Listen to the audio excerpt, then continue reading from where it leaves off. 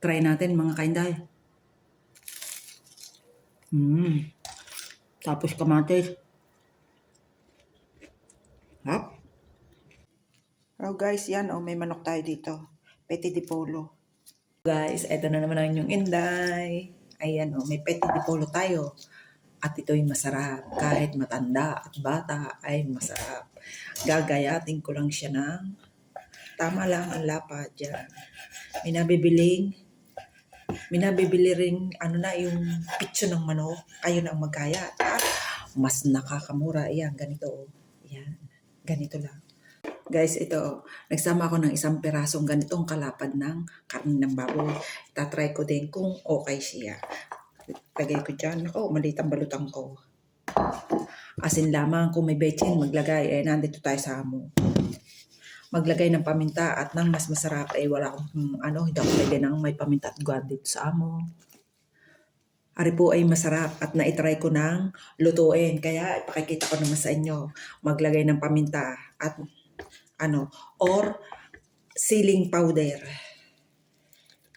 Siyempre, nandito tayo sa amo. Siyempre, di asin na lang at saka lemon. Ibabad na mga 2 minutes or 5 minutes sa lemon at na maging malambot ang karne. Ari po'y pangalis ng lansa. Lamasin natin. Yung asin natin, tama na. Mag-add kayo sa inyong panlasa. At iba ng panlasa ng amo. Yan. Guys, ito nababad na yung ating karne. Ayan. Harina. Maglagay ng tama. Gagamit ako siguro ng mga 2 kutsareta. Kung kulang, mag-add. May isa akong itlog dito. Tinapay na durog.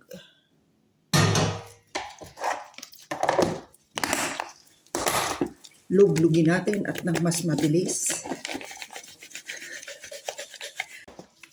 Ito na yung ating manok. Ayan. Na ay na. Dito sa itlog, maglalagay ako ng kaunting asin. Kaunti lang. Batihin natin.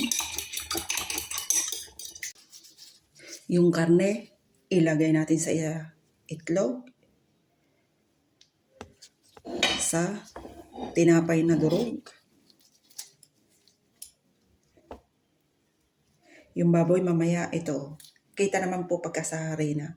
Mamaya ibubukod ko siya para alam ko kung alin ang sa baboy at manok. Ayan. Isa-isa. Tapos, gumamit tayo ng tinidor. Ayan. Para malinis tingnan yung ating kamay. At nang hindi kumapit. Pisa-pisain ng kaunti. Kita nyo ga. Ayan. Parang kulang natin tinapay. Ito masarap. Kahit saan pwede. Gulay or pampapak. Ayos na ayos. Yan, ganyan. Pabayaan lang natin kumapit ng kaunti. Huwag nyo agad iprito. At nang hindi man laglag ang tinapay. Ayan. Ganyan po. Isa-isa. Ganitong gato natin. Guys, ito na yung ating nagawa.